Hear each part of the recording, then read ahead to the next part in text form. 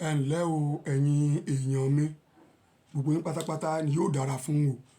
Eléyìí tí mo mú wá fún fẹ́ kọ́ lórí gbìyànjú ẹ̀. Bí ó bá wáyé o lè fi ètò owó ránṣẹ́ kí n bọ̀ sí ránṣẹ́. Àṣírí rẹ gbọ́dọ̀ bò kò gbọ́dọ̀ tú láéláé. Kí làkọ́lé ni pé bo àṣírí mi Olúwa.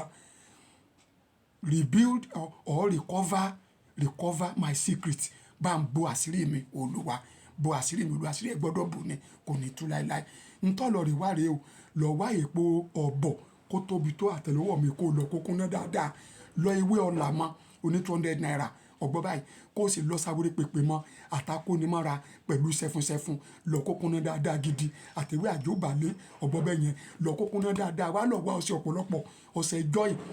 Sunlight, Premier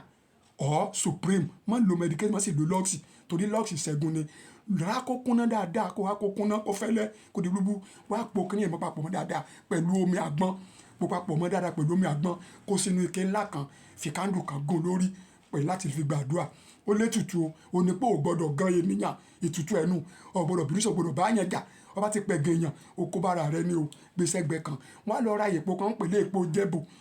jẹ̀bù kó fẹ̀ tó àtẹ́lẹwọ́ mi lọ kó kúnná dáadáa ọgbọ́n báyìí fòdìdí atare kan mọ̀ lọ́mọ̀ ewé sáré pèpè ewé akónimọ́ra ewé sẹ́fúnsẹ́fún àti ewé ìṣáájú ewé oríjìn ewé àjòbálẹ̀ lọ kó kúnná dáadáa lúbúlúbú dá sọ́nà méjì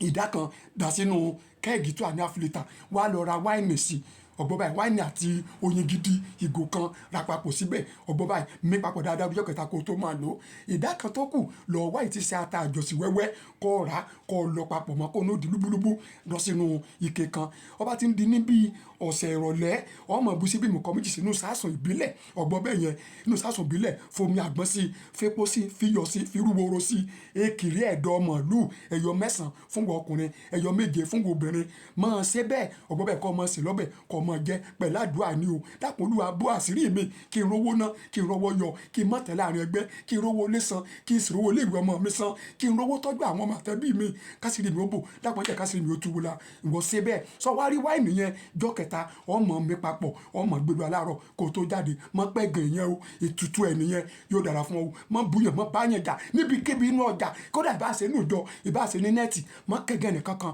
yóò dára fún ọ òórùwó ná òórùwó lò àṣírí ẹ̀ kò ní tú o Jésù Olúwa wa bú àṣírí mi Olúwa pè mí sí 07082992983 WhatsApp nìyẹn direct line 07069442775 yóò dára fún ọ àṣírí ẹ̀ kò ní tú o Jésù Olúwa wa àmín.